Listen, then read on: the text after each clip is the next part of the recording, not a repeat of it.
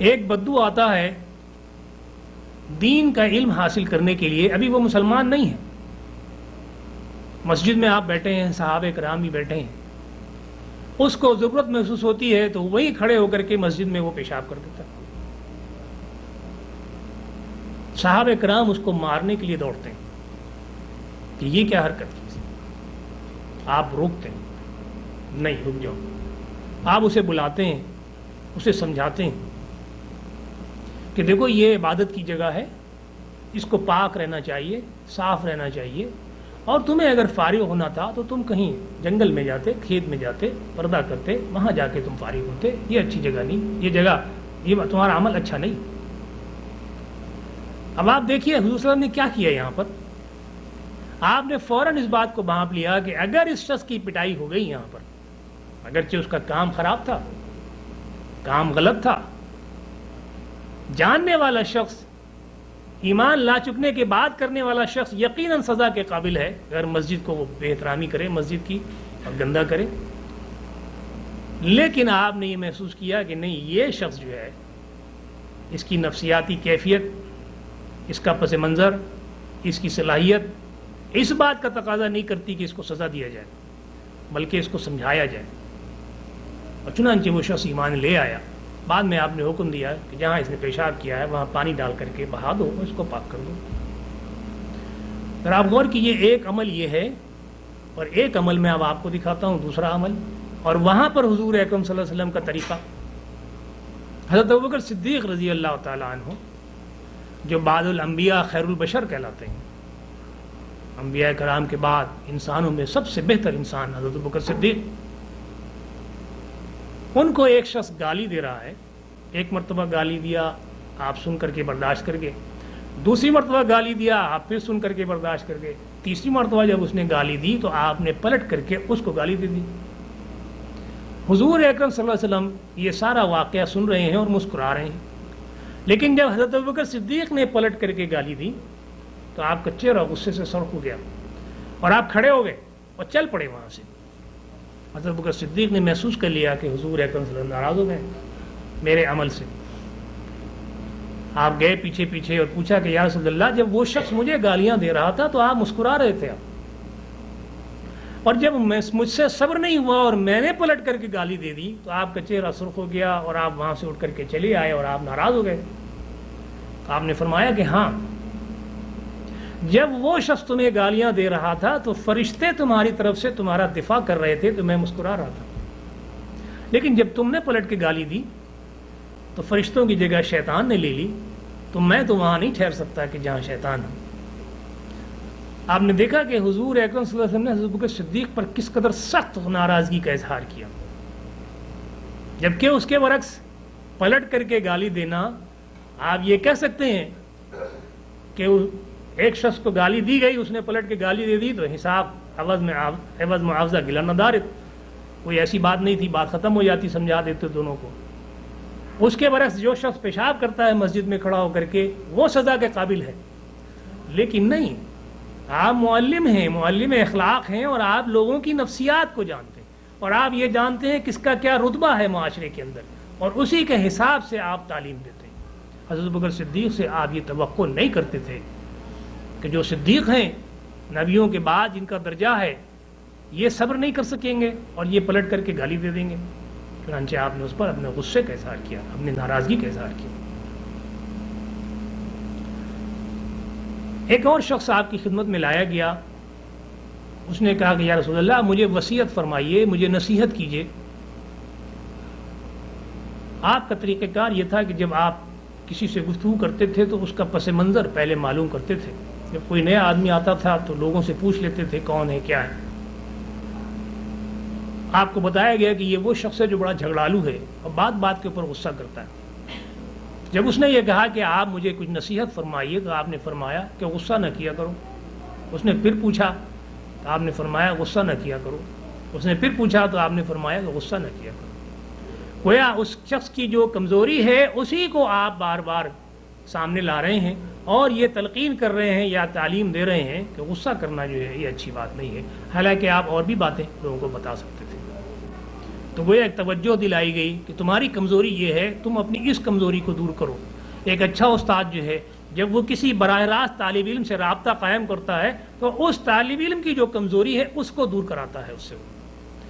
وہ یہ نہیں کرتا کہ دوسری باتیں لا کے سامنے لے آئے، کہ تم اس معاملے میں کمزور ہو، یہ انداز تمہارا صحیح نہیں ہے، تم اس کی مشق کرو۔ اور یہی طریقہ حضور اکرم صلی اللہ علیہ وسلم نے اس کے ساتھ اختیار کیا۔ بات سے بات نکلنے کی جو طریقہ ہے تعلیم میں، جس سے پوائنٹ جو ہے زیادہ واضح ہو جاتے ہیں اور وقت کے اوپر بات جو ہے سمجھا دی جاتی ہے، حضور اکرم صلی اللہ علیہ وسلم بھی یہ طریقہ اختیار کیا کرتے تھے۔ ایک مرتبہ گھر تشریف لائے، حضرت عائشہ رضی اللہ تعالیٰ عنہ سے پوچھا کہ کچھ کھانے کو ہے گھر میں؟ آپ نے فرمایا کہ ہاں، آج ایک بکری ذبح کی تھی، ایک ران آپ کے لیے بچی ہے، باقی تو گوشت میں نے خیرات کر دیا، صدقہ کر دیا۔ اب دیکھیے، ایک معمولی سی بات ہے، ایک سوال پوچھا آپ نے، آپ کو جواب دیا گیا آپ کو، لیکن نہیں، آپ نے اسی میں تعلیم دے دی، سبق دے دیا۔ آپ نے فرمایا کہ نہیں، جو تم نے صدقہ و خیرات کر دیا یہی تو بچ گیا میرے لیے آخرت کے لیے، اور جو تم سمجھ رہی ہو کہ میرے لیے بچا ہے تو وہ تو میں کھا لوں گا بھی۔ تو یہ گویا بات سے بات کو سمجھانا کہ انسان کو ذہن میں بیٹھ جائے یہ بات کہ صدقہ اور خیرات جو ہے یہی انسان کا سرمایہ ہے جو آخرت میں اس کے کام آئے گا، اور دنیا میں جو وہ کھا پی رہا ہے وہ آخرت میں اس کے کام نہیں آئے گا۔ اسی سلسلے میں ایک بات اور ہمارے سامنے آتی ہے کہ حضرت عثمان بن مظعون جو ہے ایک صحابی تھے، ان کا انتقال ہوا، ان کا جنازہ جا رہا تھا، حضور اکرم صلی اللہ علیہ وسلم بھی ساتھ میں تھے۔ ایک عورت نے دیکھا تو کہا کہ اللہ نے تم کو نوازا۔ ذرا غور کیجئے گا، یہاں جو بات کہی جا رہی ہے اس کے اوپر تھوڑا سا غور کیجئے کہ تعلیم کیا دینا چاہتے ہیں حضور صلی اللہ علیہ وسلم۔ اب بات سے بات نکلی، پوچھا کہ تمہیں کیسے معلوم کہ اللہ تعالیٰ نے نوازا انہیں؟ اس عورت نے کہا کہ صاحب ان کی تو میں نے ہمیشہ نیکیاں سنی ہیں اور ہمیشہ نیکیوں میں مصروف رہے، کبھی کوئی میں نے ان کی برائی نہیں سنی۔ تو آپ نے فرمایا کہ گمان تو میں بھی یہی کرتا ہوں، لیکن میں رسول ہو کر کے بھی یہ نہیں جانتا کہ آخرت میں میرے ساتھ کیا ہونے والا ہے۔ اب اس حدیث پہ ذرا غور کی، جو بات کہی گئی وہ یہ کہ صرف دنیا کے اعمال کی بنیاد کے اوپر کسی کے حق میں فیصلہ کر دینا اور یہ سمجھنا کہ وہ جنتی ہے یا دوزخی ہے، یہ صحیح نہیں ہے،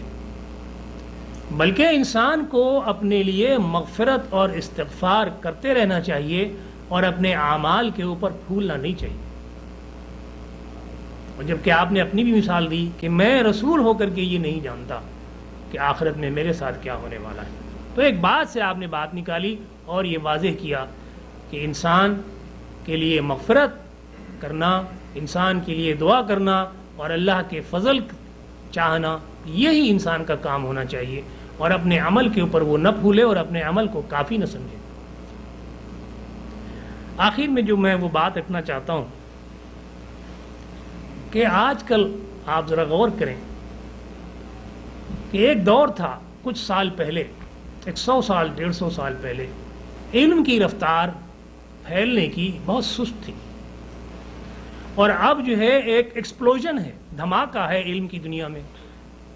اس کی وجہ کیا ہے؟ اس کی وجہ یہ ہے کہ ہر اس شخص نے کہ جس کے پاس جو علم تھا اس نے اس کو لکھنا شروع کیا، جرنلز نکلے،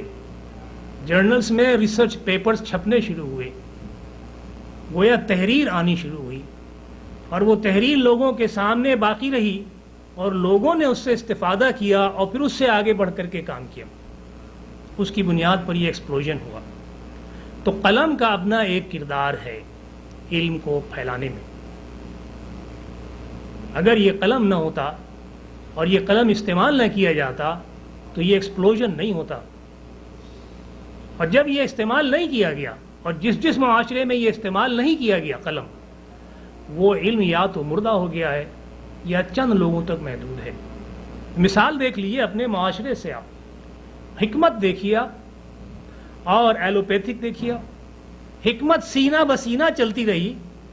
اور نسخے لکھے نہیں گئے، तजुर्बात लिखे नहीं गए, दूसरों को न मालूम हो जाए कहीं, अपने शागिर्दों को बताया गया सीना बसीना, और हिकमत जो है मुर्दा हो चुकी है, अगर बाकी हो थोड़ी बहुत तो कहीं बाकी हो, लेकिन उसका मेयार और उसकी अहमियत नहीं है। उसके बरक्स एलोपैथी के अंदर जो रिसर्चेज हुई हैं वो जर्नल्स में लिखी गई हैं, एक दूसरे के इल्म में लाई गई हैं, फिर उसकी बुनियाद के ऊपर काम आगे बढ़ा है। तो जब बात लिखी जाती है और लिख करके दूसरों के सामने रखी जाती है तो फिर इल्म आगे बढ़ता है। आप गौर कीजिए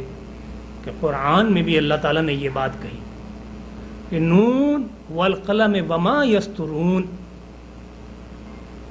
नून के माने मुफस्सरीन ने मछली की बताए हैं और मुफस्सरीन ने दवात के भी बताए, रोशनाई। नून जिस तरह लिखा जाता है ये गोया इंक पॉट की शक्ल है, तो रोशनाई और कलम की कसम खा करके अल्लाह ताला ये कहता है, और उन बातों की कि जो लिखी जा रही हैं या जो लोग लिख रहे हैं। अल्लाह ताला मुसलमानों को तवज्जो दिलाता है रोशनाई की तरफ, कलम की तरफ और लिखने की तरफ, और कसम खाता है उसकी। और फिर एक जगह और अल्लाह ताला ये कहता है, इक़रा व रब्बुकल अकरमुल लज़ी अल्लमा बिल कलम व अल्लमल इंसान मा लम यअलम। पढ़ो अपने रब, इकराम वाले रब के लिए जिसने तुमको कलम से लिखना सिखाया, और तुमको वो सिखाया जो तुम नहीं जानते इंसान। हुजूर अकरम सल्लल्लाहु अलैहि वसल्लम जो मुअल्लिम थे, और जिस तरह से उन्होंने ये सारी बातें हमारे सामने रखी हैं एक बेहतरीन मुअल्लिम की शक्ल में, क्या आप ये सोच सकते हैं कि उन्होंने कलम का इस्तेमाल नहीं किया होगा? उन्होंने कलम का भी इस्तेमाल किया। आप जरा देखिए, हजरत आदम से लेकर के हुजूर अकरम सल्लल्लाहु अलैहि वसल्लम तक, हुजूर को छोड़ने के अलावा जितने अंबिया इकराम गुजरे हैं, उन्होंने अल्लाह का पैगाम सिर्फ ज़बान ही पहुंचाया, लिखवाया नहीं। वो पैगाम अब नेस्त नाबूद हो चुके हैं और हमारे पास मौजूद नहीं है।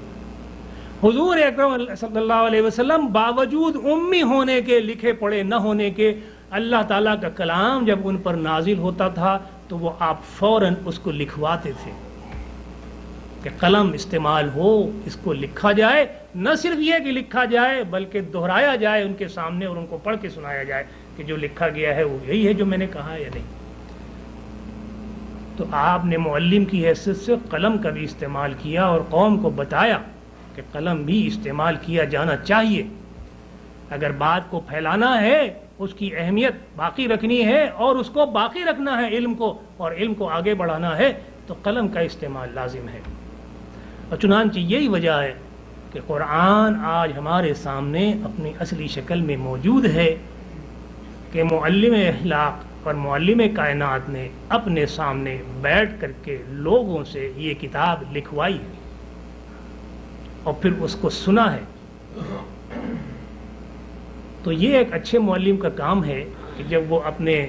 तलबा को क्लास में पढ़ाता है, लेक्चर देता है, तो वो नोट्स भी देता है या नोट्स लिखवाता भी है, फिर उस पर सवाल और जवाब भी देता है कि जाओ और उसे करके लाओ। इसलिए कि तुम ज़बानी कितना सुनोगे, कितना याद करोगे, कितना समझोगे, जब तक कि नोट्स नहीं होंगे, तुम्हारे पास किताबें नहीं होंगी कि तुम उनको पढ़ सको, उनसे हवाले ले सको, उस वक्त तक तुम्हारा इल्म आगे नहीं बढ़ सकता। और हुजूर अकरम सल्लल्लाहु अलैहि वसल्लम ने पर्दा फरमाने से पहले इस किताब को मुकम्मल शक्ल में लिखवा करके हमारे सामने रख दिया ताकि उम्मत मुस्लिमा के लिए, आइंदा के लिए इससे हवाला और इससे सीखने का तरीक़ा बाकी रहे। ये वो चंद बातें थीं जो मैंने आपके सामने रखी हैं, ये बताने के लिए कि हुजूर अकरम सल्लल्लाहु अलैहि वसल्लम को जब अल्लाह ताला ने ये कहा कि ये तुमको किताब और हिकमत की तालीम देते हैं और ये तुमको वो बातें बताते हैं जो तुम नहीं जानते, तो आपने अपने इस मिशन को बदरजे अतम पूरा किया और तालीम देने का वो तरीक़ा इख्तियार किया कि जिसको आज दुनिया बड़ी रिसर्चेस के बाद समझ सकी है, और जो वो अब पढ़ा रही है अपने टीचर्स को, वो हुजूर अकरम सल्लल्लाहु अलैहि वसल्लम ने 1400 साल पहले ही उस पर अमल करके दिखाया। आइए हम और आप मिलकर के अल्लाह ताला से दुआ करें कि अल्लाह ताला ने कुरान में जो बातें बताई और हुजूर अकरम सल्लल्लाहु अलैहि वसल्लम ने जो बातें हमें सिखाई, उनके ऊपर अमल करने की तौफीक अता फरमाए और हमसे जो गलतियाँ हो गई हैं उनको माफ़ फरमाए। व आखिरु दावाना अनिल हम्दुलिल्लाहि रब्बिल आलमीन।